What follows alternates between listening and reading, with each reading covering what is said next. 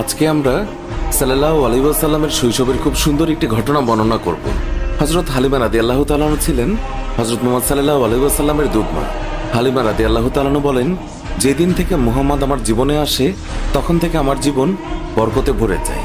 তিনি এতই বরকতময় ছিলেন যে তার নামও রেখেছিলাম বরকতময়। হালিমা রাদিয়াল্লাহু তাআলা বলেন, একবার খরা হয়েছিল, জীবজন্তুরা না খেয়ে মারা যাচ্ছিল, কিন্তু আমার বাচ্চারা যেখানেই ছাগল নিয়ে যেত সেই ছাগলগুলো ভরপেট খেয়ে আসতো। এই অবস্থা দেখে গ্রামের মানুষ তাদের বাচ্চাদের বলতে লাগলো, হালিমার বাচ্চারা যেখানে ছাগল চড়ায় তোমরাও সেখানে যাবে। এরপর থেকে গ্রামের অন্যান্যরাও হালিমার ছাগল যেখানে চড়াতে নিয়ে যেত সেখানে তাদের ছাগল নিয়ে যেত। হালিমার ছাগল এবং গ্রামের অন্যান্য মানুষের ছাগল একসঙ্গে চড়ানো হতো।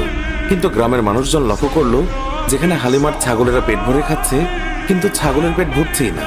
হালিমা তখন বলেছিলেন, এগুলো তো সবই মুহাম্মাদের বরকত।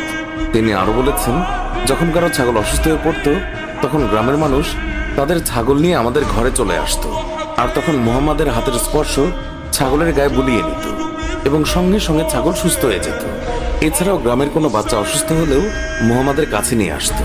মুহাম্মাদের নরম হাতের স্পর্শে বাচ্চারাও সুস্থ হয়ে যেত।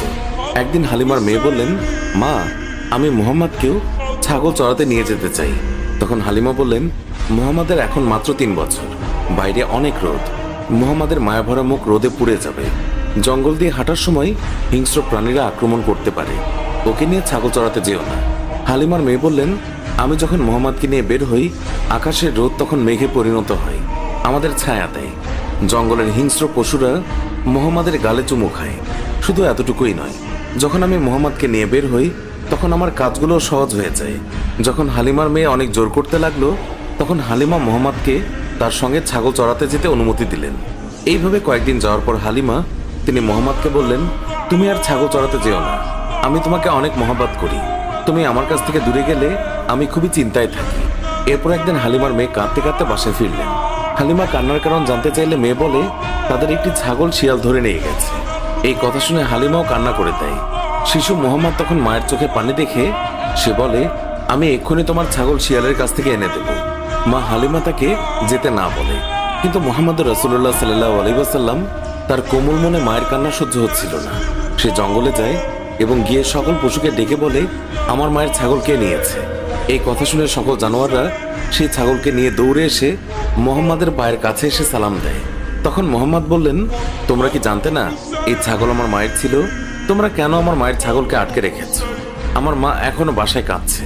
উত্তরে সব জানোয়াররা বলল, হে নবী মুহাম্মদ, আপনি কয়েকদিন ছাগল চড়াতে এসেছিলেন, তখন আমরা আপনাকে লুকিয়ে লুকিয়ে দেখতাম, কিন্তু এখন আপনি আর আসেন না, তাই আমরা আপনাকে দেখার জন্য ছাগলটাকে আটকে রেখেছিলাম।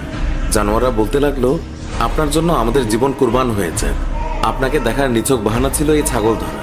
আমাদের দয়ার নবীকে জঙ্গলের পশু পাখিরাও তাকে দেখার জন্য আকুল হয়ে থাকতো। সুপ্রিয় দর্শক, এই ছিল আমাদের আজকের ভিডিওটি ভালো লাগলে লাইক দিন, শেয়ার করুন, আমাদের অন্য ভিডিওগুলোও দেখুন। ভালো লাগলে এক্ষুনি সাবস্ক্রাইব করে পাশে থাকা বেল আইকনটিও প্রেস করুন, এতে করে আমাদের সব ভিডিও নোটিফিকেশন আপনার কাছে পৌঁছাবে।